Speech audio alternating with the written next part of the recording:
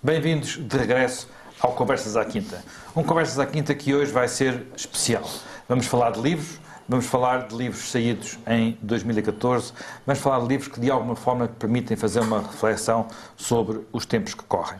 Eu vou começar por dois livros trazidos pelo Jaime Gama, dois livros que de alguma forma podemos considerar aparentados, se bem que tenham sido escritos em épocas muito diferentes e por pessoas também com perspectivas muito distintas. Falo dos Portugueses e o Mundo, um pequeno ensaio da Fundação Francisco Manuel dos Santos e uma coletânea do Eduardo Lourenço com alguns textos inéditos chamado Do Colonialismo como Nosso Impensado. Jaime, porquê é que escolheu esses livros? Olha, eu escolhi estes livros porque acho que eles têm entre si uma relação. O livro do Eduardo Lourenço, a bem dizer, é uma antologia. Tem textos publicados antes do 25 de Abril e textos publicados depois, e até tem muitos textos que nunca tinham sido publicados ou nunca tinham sido publicados na íntegra. É uma antologia que eu não sei se é uma antologia estimulada pelo próprio autor, visto que ela foi organizada por Margarida Calafate Ribeiro e Roberto Vecchi. E no prefácio, o próprio Eduardo Lourenço denota um certo distanciamento em relação a alguns dos textos, mas depois condescende dizendo o que está escrito, está escrito. E, na verdade, o livro é muito interessante, porque, ao longo do tempo, Eduardo Lourenço vai-se movendo nesta temática, no princípio, com perspectivas que podemos dizer muito radicais sobre a análise dos mecanismos coloniais como mecanismos de opressão. Eu penso que há aqui muito a influência francesa das leituras de Frantz Fanon e de outros. E Espírito do Tempo, talvez também, não? Sim, sim. E depois, quando passa Eduardo Lourenço a analisar o período da descolonização, ele é sempre um contraponto em relação aos momentos, porque numa determinada fase mostra que está preocupado com a descolonização não poder ir tão rápida, mas assim que a descolonização marcha tão rápida, ele mostra preferir que ela talvez tivesse sido melhor sendo feita de outra forma. E é muito crítico em relação a alguns períodos da descolonização. A preocupação central dele é, digamos, a de assegurar um futuro aos portugueses no continente africano fora de uma relação colonial. Mas ele é bastante crítico em relação, por exemplo, à análise dos pensadores coloniais portugueses. Ele é muito crítico em relação a vários. É particularmente crítico em relação a Gilberto Freire e Jaime Cortesão, porque ele acha que os valores da diferença eram os que deviam caracterizar uma análise e não tanto os valores da simbiose, da mistura, do criolismo, do tropicalismo crioulo. Portanto, é muito crítico. É curioso que esses valores de Jaime Cortesão e de Gilberto Freire ainda estão muito presentes hoje no discurso político, nomeadamente no discurso político da lusofonia. Pois, mas o Eduardo Lourenço, nos últimos textos, é também um pouco crítico em relação à invocação desses valores e até na análise que faz sobre a América Latina na relação com Espanha e Portugal e com a Europa.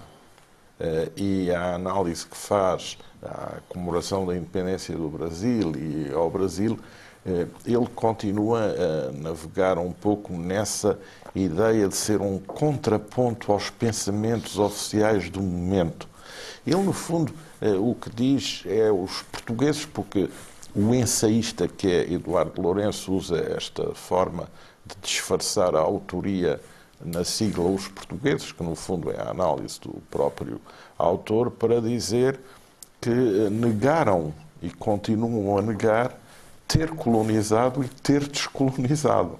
Esta é um pouco a tese central do livro. Por isso se diz na capa e no título como nosso impensado. Nós nunca pensamos porque nunca nos quisemos confrontar a sério com essas problemáticas, nem antes nem depois. E o papel de Eduardo Lourenço, e por isso é que o livro de Eduardo Lourenço merece ser lido e tem grande valor, porque é um livro contracorrente. Eu não subscrevo muitas das teses que aqui estão vertidas, mas reconheço que o papel do livro como estímulo para uma reflexão que corte um pouco o lugar comum e as análises feitas sobre esta problemática é um grande estímulo e um grande contributo. O livro da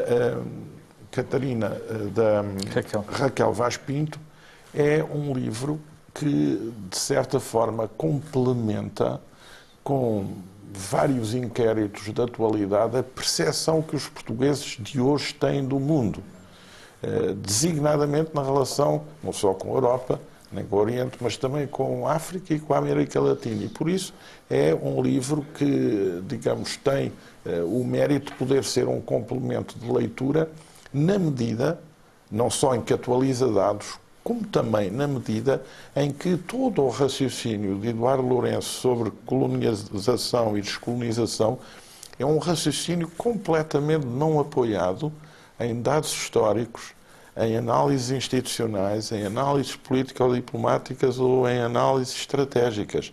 É o raciocínio de uma pura meditação cultural, sem suporte analítico em termos de investigação histórica. Eu julgo que também conheço o livro de Eduardo Lourenço. Conheço, sim. Aliás, ele ofereceu-me esse livro, porque, enfim, sabe que é um tema que a mim me preocupou sempre bastante, até porque eu vivi bastante, enfim, empenhadamente, quer nos anos 60, quer nos anos 70, e continuei sempre. É um tema que para mim é de facto importante e interessante. E eu acho que, exatamente como o Jaime Gama aqui estava a dizer, o que o Eduardo Lourenço procura combater eu acho que toda esta questão do império, da descolonização, foi uma questão que, aliás, eu julgo que a ideia dele, quer dizer, foi uma coisa desagradável que as pessoas preferiram, de certo modo, atirar para fora da sua história, ou seja, da sua reflexão, ou seja, a direita, de certo modo, tinha uma ideia, vamos lá pôr um bocadinho romântica do império. A esquerda, isso, enfim, teve custos, acho eu, bastante altos. A esquerda achava que era uma coisa que tinha sido uma coisa de Salazar e, portanto, como eram contra tudo o que o Salazar era a favor, decidiram também despachar um bocadinho de qualquer maneira. E claro que há. E, portanto, a direita também se refugiou então numa coisa, quando se dizia da má descolonização, dizia, pois, não havia boas descolonizações, quer dizer, ou era manter tudo da mesma forma como estava, ou então era perder, e a perder era assim. E, portanto, nesse sentido, o livro do Eduardo Lourenço tem interesse porque faz um reenfoque destas teses um bocadinho expurgatórias. Eu, aliás, durante muito tempo tive exatamente um pouco essa primeira ideia, que ou era para ficar tudo como estava, ou então não havia outras soluções. E hoje, nomeadamente quanto à descolonização de Angola, tenho ideias diferentes. Quer dizer, acho que, nomeadamente, se o governo português, com o controle que, apesar de tudo, tinha de Angola, tivesse feito um esforço de cumprir, por exemplo, os acordos de Alvor, e não tivessem passado coisas extraordinárias como aquela ideia do almirante Rosa Coutinho de deixar que cada movimento levasse centenas de homens armados para Luanda para fazer a proteção dos dirigentes. Foi, digamos, uma semente tremenda da guerra civil. Quer dizer, havia outros caminhos. E, nesse sentido, o livro do Eduardo Lourenço é um livro interessante e estimulante de algumas coisas. Claro, tem coisas muito datadas e que, portanto, é uma amálgama, nesse sentido, é um bocadinho uma amálgama de textos, não é? Uma amálgama de textos que ele próprio não quis estar a fazer, digamos, dá-me a impressão que ele próprio não quis estar ele a ocupar-se de fazer, digamos, uma seleção crítica ou uma avaliação crítica e uma relativização até desses textos. Deixou, portanto, como aqui também foi acentuado, deixou...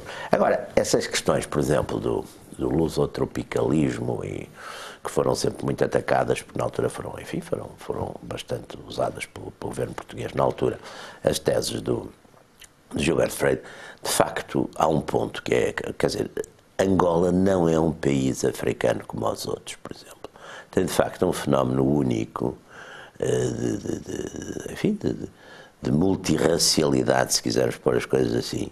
Quer dizer, tem de facto, por exemplo, uma comunidade mestiça com uma influência, com uma presença que é única em África, nos países africanos, sobretudo uma certa dimensão. E isso, enfim, Não existe também um pouco em algumas, não diria em toda a África do Sul, mas, por exemplo, na província do Cabo? Sim, mas aí é um pouco diferente, porque aí as comunidades, aí há uma separação das comunidades. Por exemplo, na província do Cabo, que é governada pela oposição, mas é uma oposição que o voto fundamental é, de facto, dos Cape Colored e da comunidade branca e talvez de uma certa burguesia negra, vamos por assim. Mas é essencialmente ao passo que Angola, esse fenómeno é um fenómeno numa sociedade onde não há propriamente, quer dizer, não se está propriamente a fazer mal, até porque nem haveria números para isso. Isso teve muito a ver com o facto da elite do MPLA, que foi o partido que acabou por ganhar, ser uma elite que tinha muitos mestiços, muitas pessoas. Se fosse UNITA ou tem a ver com uma coisa também, tem a ver com o facto, exatamente, que há 100 anos em Angola haveria quantos portugueses de origem nascidos de Portugal e de Europa? Haveria 12 mil, 15 mil, todos homens. Todos homens. Portanto, é uma colonização.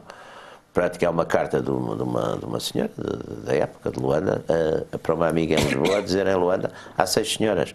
Portanto, é uma colonização de homens sozinhos. Portanto, que fazem aí primeiras, segundas, terceiras famílias. E, portanto, há uma altíssima importância, de facto. E depois tem outra coisa curiosa, Angola é um país onde um branco não é notícia. É um país africano onde um branco não é notícia. É uma coisa banal, normal, nem para ser, enfim, celebrado como uma grande figura, nem para ser detestado. É uma coisa normal. Acho que nós podemos ficar porque nos fala bastante de ficar apenas por estes 2 livros, mas eu gostava de passar para outro grupo de 2 que trouxe, talvez aqueles 2 que nos falam do Médio Oriente. Que não são bem Médio Oriente. 2 livros. Eu estou, aliás, isto tem tem alguma preocupação. Aliás, os livros que eu trago aqui, a maior parte deles são livros franceses, porque eu estive agora recentemente 2 vezes em França, uma no sul de França e outra em Paris, e portanto, enfim, fiz um aprovisionamento. E além disso, este livro do Tahar Ben-Jelloun é um livro, o Islão explicado às crianças e aos pais, é um livro bastante interessante, porque eu estou também a escrever qualquer coisa sobre o Islão, e eu acho que, infelizmente, como aliás acontece muito na sociedade portuguesa, que hoje em dia está de facto, lê pouco e pensa pouco, e sobretudo a nível dos próprios responsáveis políticos e mesmo mediáticos, há uma... Enfim, não se pode dizer que sejam muito aplicados na sua cultura e acho que há uma série de clichês e hoje em dia, por exemplo, e também não são clichês desinteressados, o Islão é assim visto como uma espécie de escola de fanáticos e de paranoicos e há uma profunda ignorância dessas coisas, quer dizer, e portanto, eu acho que a leitura deste livro, nesse aspecto, é bastante interessante, porque... O Tahar Ben-Jelloun é uma grande da origem marroquina, exatamente, em França, e muito afrancesado, digamos. E muito afrancesado, exatamente. Aliás, é um excelente romancista também, mas tem interesse, porque também aqui, repare uma coisa, é como aquele livro do Amin Maalouf sobre as cruzadas. Mas esse livro é um livro onde se nota muito a perspectiva de alguém que é árabe, digamos. Claro. Vê-se muito nesse livro, percebe-se que é escrito do outro lado, muito claramente. Claro. Mas eu acho que aqui há um lado importante, porque há uma certa banalização. Eu, aliás, por graça, repito sempre que desde o Lawrence da Arábia que a gente não vê um árabe decente, por exemplo, no cinema. Não são sempre péssimos, são sempre cruéis, são sempre maus. Portanto, há aí uma certa caricatura e que não é propriamente também totalmente desinteressada. E, portanto, eu acho que é uma coisa, enfim, é um livro que eu acho importante. Este outro livro, O Homem de Cedro, é uma biografia, como agora se está a fazer, é uma comunidade que agora, infelizmente, enfim, se vem a falar muito, até porque é uma comunidade que está, não direi em vias de extermínio, mas está a ser perseguida, e são as comunidades cristãs do Médio Oriente, que são de facto, estão a passar por um período muito, muito difícil. E este Sami Ghajea foi muitos anos o chefe das falanges libanesas, que era cristão maronita. São os cristãos maronitas. O Líbano, pronto, o Líbano é uma destas construções que o tardo-colonialismo europeu, porque é muito interessante que a última área do colonialismo europeu foi exatamente o mundo árabe e islâmico, não foi a África. A África foi pós-Primeira Guerra, exatamente. É um colonialismo tardio, com aspectos às vezes terrivelmente humilhantes, não é? Porque no fundo veio um bocado dos finais do século XIX, mas aqui sobre, enfim, as ruínas do Império Turco. De facto, há este pacto, o famoso Sykes-Picot, que foi uma das origens destas desgraças todas desta área. E a história deste homem é muito interessante porque é de facto a comunidade cristã do Líbano, enfim, sempre com um certo apoio e uma certa simpatia da França, até porque a França no Sykes-Picot ficou ali com aquelas áreas com a Síria e com o Líbano, mas que foi uma comunidade que depois, sobretudo nos finais dos anos 80 e durante os anos 90, com o protetorado que a Síria estendeu sobre o Líbano, foi uma comunidade, enfim, por um lado, relativamente equilibrada, mas aqui estes, como era o caso deste biografado, que eram grandes defensores de uma independência do Líbano como Estado, foram particularmente perseguidos. Ele, aliás, teve cerca de 10 anos preso enfim, nas prisões no Líbano, mas nas prisões do Estado Maior. Também, enfim, estão ligados a alguns aspectos menos agradáveis. Eles estão ligados, mais violentos, enfim, isto são zonas da guerra civil, de fragmentação feudal, não é? Porque tudo isto, estas falanges libaneses também não eram propriamente, quer dizer, não eram propriamente... Não eram meninos de cor. Não eram propriamente meninos de cor, nem pessoas assim para tomar um chá simpaticamente e falar de música de câmara. Não, enfim, são grupos de sobreviventes. Mas o livro é muito interessante, porque é um homem também de uma grande persistência, de uma grande tenacidade. Ele, aliás, penso que agora se candidatou à presidência, ou está, enfim, é uma das figuras, voltou a ser uma das figuras centrais da vida política libanesa. E, portanto, acho que é um livro interessante.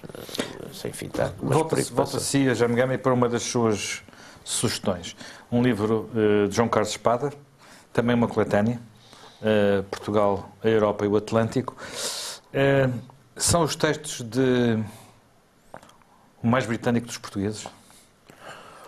Sim, isso não ofenderia o próprio João Carlos Espada. Aliás, é meu amigo. Como sabem, ele tem uma obra notável na gestão e na orientação do Instituto de Estudos Políticos da Universidade Católica, as graduações em Ciência Política e Relações Internacionais, e tem tido o mérito de descentrar um pouco a cultura política portuguesa, que era muito orientada em torno dos autores franceses, para uma visão mais ampla no contexto anglo-saxónico. E isso é positivo, é útil. Ele orienta-se numa linha liberal-conservadora, mas tem tido o mérito de, com qualidade académica, permitir também a existência de contrapontos doutrinais na vida portuguesa. E este livro, Portugal, a Europa e o Atlântico, é uma coletânea de textos, uns publicados em revistas de especialidade, outros prefácios, outros mais de conjuntura na imprensa portuguesa, em que basicamente se concentra na análise do projeto europeu, tal qual ele tem sido conduzido recentemente, no sentido de um certo centralismo e das reações a essa opção. Depois, na análise de Portugal, países marítimos, culturas marítimas, Esparta versus Atenas, portanto, culturas marítimas mais abertas, mais livres. E aí, obviamente, percorrendo os grandes autores de preferência de João Carlos Espada, que são Karl Popper e Dahrendorf, para não falar já do Cachotte e de Isaiah Berlin, e também de Burke, Edmund Burke, que é o grande referencial do pensamento político para João Carlos Espada. E depois, numa terceira faceta, também João Carlos Espada se vem a concentrar numa problemática recente, que é a problemática de como a cultura continental europeia versus cultura anglo-saxónica têm lidado com a questão das religiões e dos pensamentos de origem religiosa na sua componente genérica. E isso também é um tema interessante que foi muito propagandeado quando as instâncias europeias recusaram a referência ao cristianismo no preâmbulo dos tratados europeus, e que é um tema que, obviamente, merece toda a atenção, bem como correlacionado a temática do antagonismo aos Estados Unidos na cultura política europeia. João Carlos Espada também. Ou na política continental, mais continental. Aliás, um dos temas que ele muitas vezes refere é haver a tradição política da Europa continental ser relativamente diversa, apesar de tudo, da tradição política das Ilhas Britânicas e do mundo anglo-saxónico. Se vocês me permitem, há uma coisa aí que é fundamental, quer dizer, que é evidente que a cultura, quer das Ilhas Britânicas, quer dos Estados Unidos, um são ilhas e outro é uma nação continente. É evidente que tinha, em termos de isso, aliás, os próprios, o Carl Schmitt desenvolveu muito essa teoria, e não só o Carl Schmitt, mas a cultura política europeia é uma cultura de risco, é uma cultura de Estado em risco, com fronteiras próximas, portanto, teve que ter sempre, por exemplo, um papel das instituições militares, do Estado, da sua autoridade central, que não podia, quer dizer, que tinha que ser completamente diferente das culturas. E, aliás, eu penso que um dos erros e dos perigos foi a tentativa, ou tem sido a tentativa, depois da vitória na Guerra Fria, no fundo, do Ocidente, mas sobretudo dos Estados anglo-saxónicos, de tentar exportar esses modelos anglo-saxónicos para a cultura do continente europeu, que tinha exatamente uma cultura tradicionalmente diferente, porque era uma cultura ligada ao risco, à defesa da fronteira, ao perigo da invasão, etc. E, portanto, eu acho que isso há um ADN que também é territorial, não é? Que também é geográfico. Mas no fundo tem a ver com o facto Estados, não é? Se nós, enfim, a democracia liberal moderna é mais uma tradição anglo-saxónica. O Estado constitucional, aliás, eu acho que nós várias vezes temos falado disso, mas eu acho que quando a gente fala em democracia, eu não sei, eu aliás contesto muito que a Inglaterra seja nesse sentido uma democracia. A Inglaterra é muito mais um Estado liberal no sentido ou de liberdades e individualista, portanto, onde há uma grande prevenção contra as tiranias da maioria. Aliás, o sistema britânico várias vezes no século XX, partidos com votação menor em termos globais, em termos nacionais, governaram, quer dizer, pelo próprio sistema. Portanto, e os Estados Unidos é muito mais, aliás, uma república que propriamente uma democracia no sentido russoniano, em que, de certo modo, foram muito mais a tradição europeia, não é? A tradição continental. Sim, a grande questão é sempre a de saber se quem limita mais uma tirania é o povo organizado enquanto massa ou é um conjunto de corpos intermédios, claro, senatoriais, ou uma estrutura de pariato. E a história inglesa, por oposição à história francesa, mostra como é possível fazer uma sociedade equilibrada, não limitada pela massa, mas sim limitada por freios e contrapesos gerados a partir da própria aristocracia das elites. Mas uma sociedade muito oligárquica também. Vamos pôr a coisa assim. Enquanto a versão da Revolução Francesa é a substituição do poder absoluto pelo poder popular, mas que acabou sendo organizado por forma a simetrizar perfeitamente a tirania que pretendia combater. E até por ter devorado os seus protagonistas, reduzindo a sua base de apoio. Bem, temos que prosseguir. Eu se calhar passava agora voltava a Sr. Nogueira Pinto, e é esse livro que aí tem, de Quest. A Quest é um livro que eu já tinha lido há algum tempo, Mas é um livro muito interessante, porque isto é do Yergin, que é o Daniel Yergin, que é o autor daquele famosíssimo The Price, que é um livro sobre o petróleo, a história do petróleo, que ainda hoje, quando alguém me pergunta, porque enfim, hoje é um tema que as pessoas têm muito em cima da mesa, e têm em cima da bolsa, e têm em cima de tudo, é a questão da energia, então neste momento particular. E eu lembro-me que as pessoas muitas vezes perguntam, então, e um bom livro para ler? Ainda continua a ser The Price, o grande livro sobre, que é uma história de petróleo. Este The Quest é, digamos, uma reatualização destes temas todos, e que eu acho que neste momento tem particular interesse, porque já aflora aqui muito estas questões que agora nos surgiram dos novos, o shale gas, estas alternativas, não é? Estamos a viver um choque petrolífero ao contrário. Estamos a ver um choque petrolífero ao contrário. Que, aliás, o que é fascinante nestas questões energéticas e na sua consequência geopolítica é que as pessoas que são grandes apologistas, no fundo, dos mercados e tudo isso, quando isto lhes cai na cabeça, como é o caso, quer dizer, quando os mercados começam a funcionar com a sua brutalidade, como é o caso neste momento, porque no fundo há muitas teorias da conspiração, que os Estados Unidos estão juntos com os sauditas, que é uma forma de fazer guerra à Rússia, como aliás fizeram, isso sim, nos anos 80, e com isso com grande sucesso, e houve de facto uma política conjunta de Washington Não é o que se passa neste momento. Não, eu acho que não é o que se passa. É mais uma guerra quase dos sauditas ao shale gas e ao shale...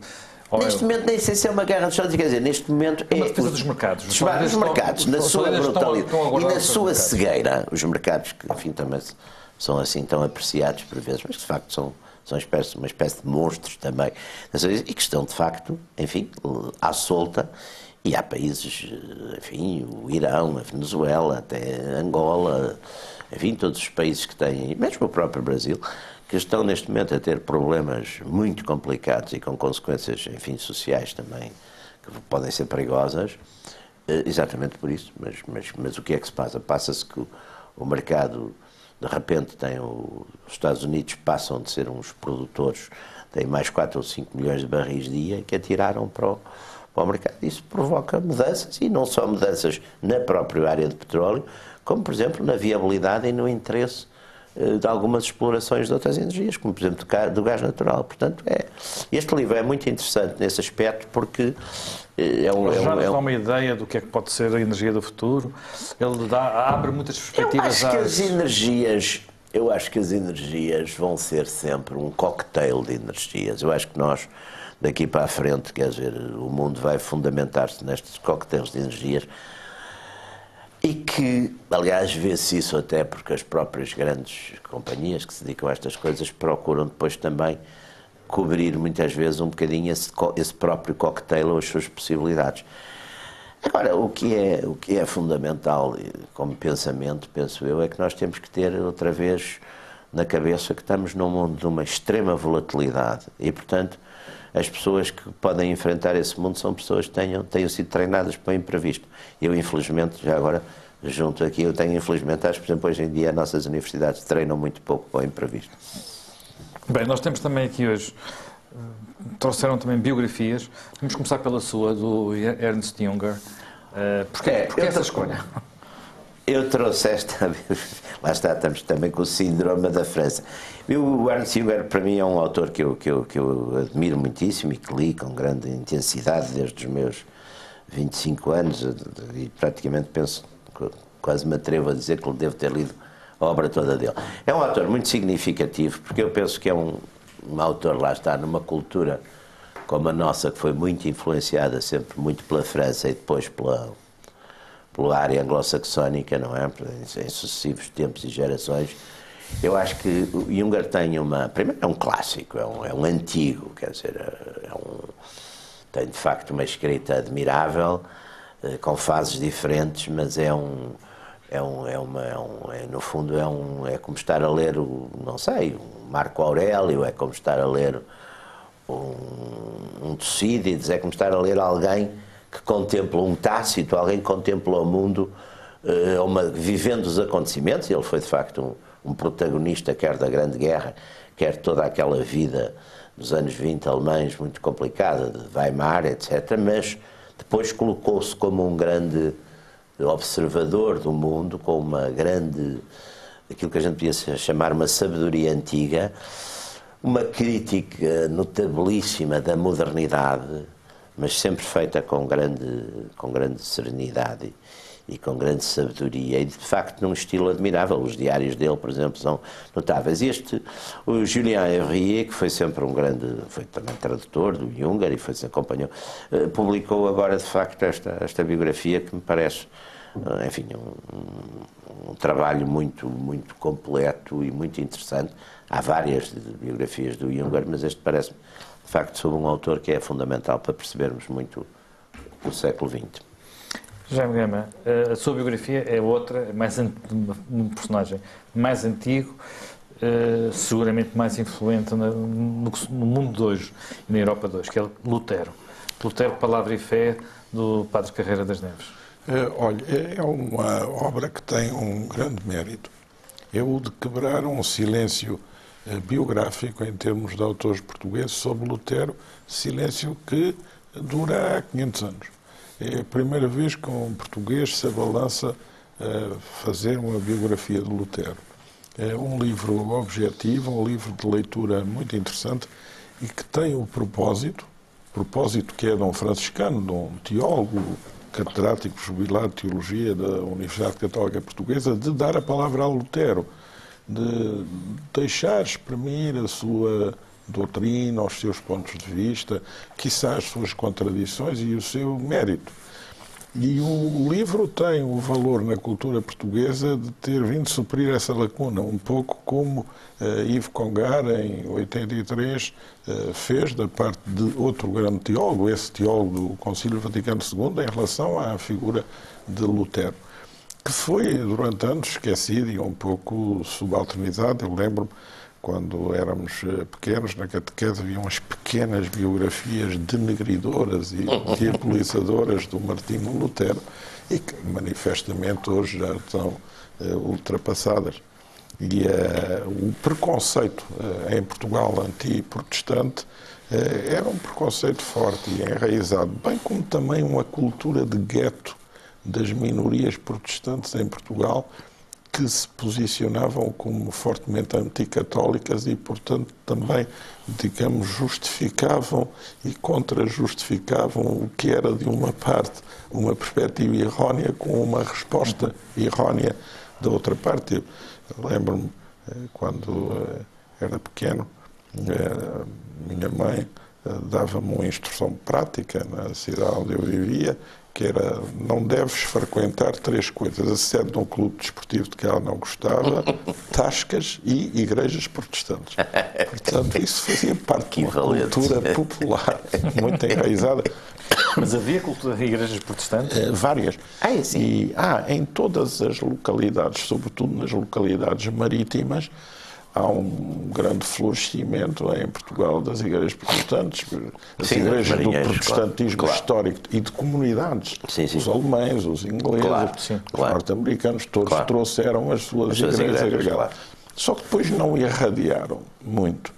E esta segunda geração até de protestantismo mais irregular tem tido mais sucesso do que essa primeira. Os pentecostais. Não? Lembro também quando apareceu em Ponta Delgada a corrigir alguns desvios litúrgicos e teológicos das igrejas presbiterianas, isto é, calvinistas locais. Havia 2.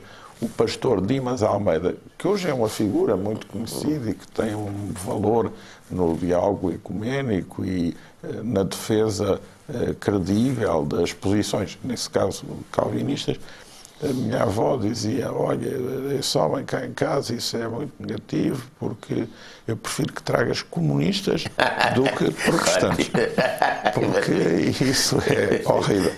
E a nossa empregada doméstica era de uma localidade onde tinha havido uma rebelião, precisamente com a cisão na Igreja Católica de um grupo de adeptos que se deslocou para essa igreja presbiteriana.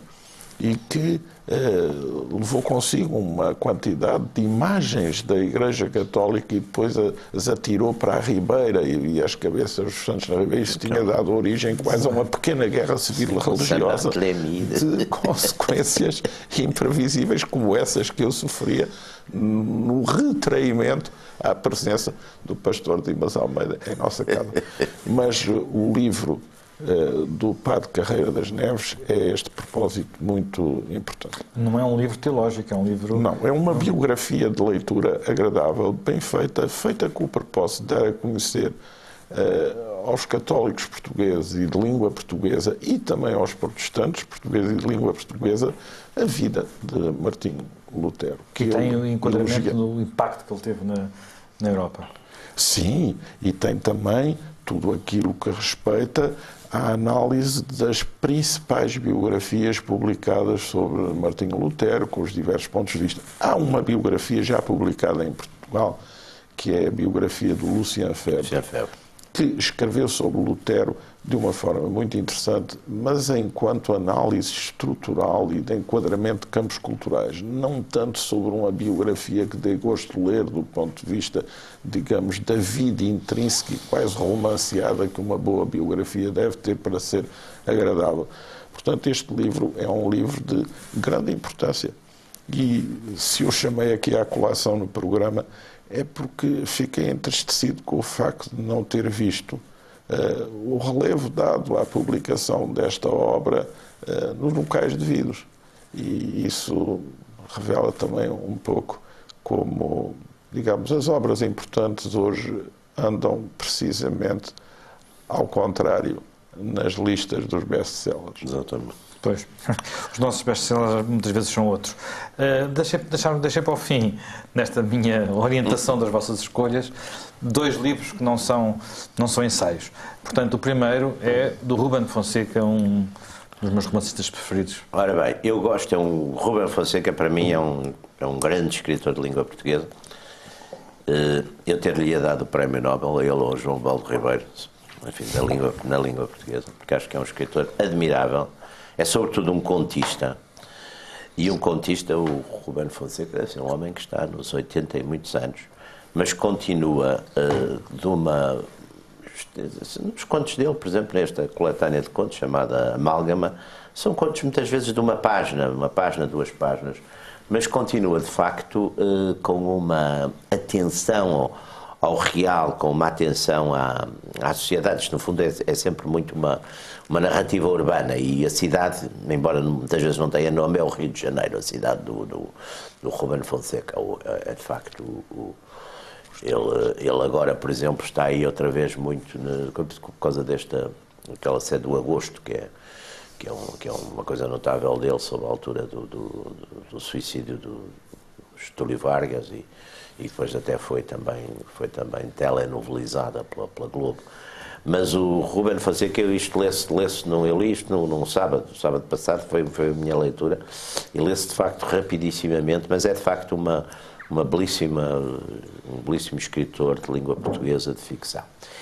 E para acabar, eu fui sempre um grande, enfim, desde miúdo, com a leitura de Cavaleiro Andante, fui sempre um grande entusiasta do Jacobs e destes 2 heróis, do professor Mortimer e do capitão Blake e Mortimer.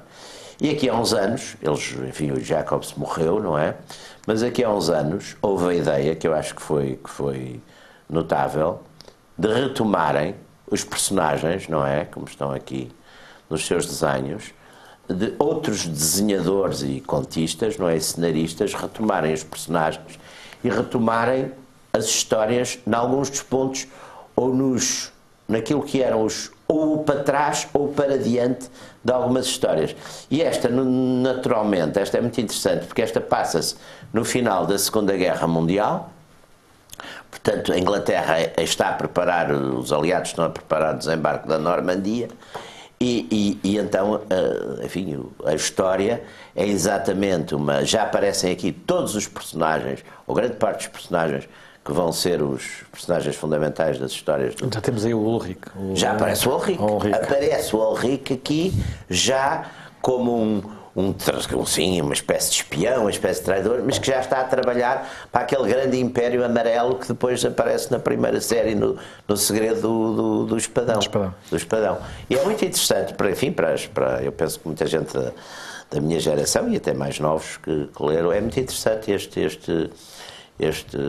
esta nova série, este novo álbum, e enfim, aconselho vivamente aos enfim, cultores deste tipo. Eu também posso confessar a influência imensa que tem na nossa vida Blake e Mortimer, porque em relação ao enigma da Atlântida, como sabem, os personagens entram na ilha de São Miguel, no Val das Furnas, e vão para a Atlântida. Pois eu, na minha instrução primária, e depois saem pela Lagoa das Sete Cidades. E eu recordo as horas que perdi a tentar encontrar no Val das Furnas esse buraco por onde eles tinham entrado para ir ter a Atlântida. A minha primeira imagem, por exemplo, de Londres é Marca Amarelo, que aliás saiu no Cavaleiro Andante. Penso que foi a primeira. Cavaleiro Andante saiu no Natal de 1952. Eu, por acaso, graças a Deus, tenho essa coleção completa, comprei depois. Mas lembro-me perfeitamente que a primeira história era a Marca Amarela, e de facto o fascinante do Jacobs era esse desenho, era esse imaginário fabuloso que ele recriou dos clubes ingleses, da cidade de Londres.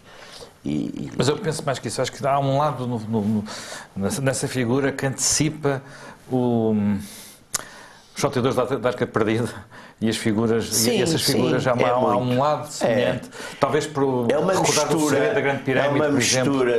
É uma mistura, um bocadinho de nostalgia, porque isto tem um lado sempre um bocadinho, anos 30, anos 40, tem um lado até mesmo anos 50, mistura nostalgia, depois tecnologia também, depois todas aquelas coisas misteriosas de enigmas e de tradições esotéricas e a busca de uma coisa perdida. Também do Júlio Verne. Claro, também mas toda essa tradição, toda essa mistura que eu acho que, enfim, que era uma coisa emocionante. Eu fui sempre grande partidário destes heróis e não dos super-heróis, que eu acho uma fantasiada. Os super-heróis foi uma americanização um bocado idiótica, aquelas coisas dos personagens com umas qualidades, depois há uma infantilização no pior sentido dos quadradinhos, não é? Isto aqui tem também um sentido épico, é também pedagógico, porque de facto há aqui umas claríssimas distinções que são boas, sobretudo na infância e na adolescência, entre o bem e o mal, encarnados exatamente por estes personagens. O Ulrich é uma espécie de personificação do mal. Personificação do mal, sempre. E sempre a renascer, não é? O Ulrich morre várias vezes e depois reaparece. E acho que isto também era muita tradição que a gente, dos romances do século XIX, dos folhetins, portanto, essa... Eu não sei se eles seguem essa técnica à risca, mas uma das coisas em que ele era mais perfeito, as obras do Blake and Mortimer e do Jacobs, era que cada prancha, o último desenho, era sempre um momento de suspense para o Claro, porque aquilo era semanal. Aquilo era semanal, portanto o último desenho deixava-nos sempre em suspense. A publicação era semanal. Agora não começou, eu penso que todos eles foram publicados inicialmente exatamente em semanários ou em coisas que eram... Portanto, era criar essa expectativa que, aliás, no século XIX, o folhetim cotidiano dos jornais, não é? Também o Tintin também tem criava isso. O Asterix não é a mesma coisa, mas o Tintin também tem muito isso. Era para ver se na praia. Eu lembro quando eu era miúdo, os jornais era o Mundo de Aventuras, era o Cavaleiro Andante e era o Mosquito. E tudo isso tinha Quando morreu o Cavaleiro Andante, por curta vida, o Foguetão. Pois. Bem, o nosso tempo esgotou-se. Para a semana de Natal, não vamos ter programa, mas voltamos na semana de Ano Novo para um balanço de 2014.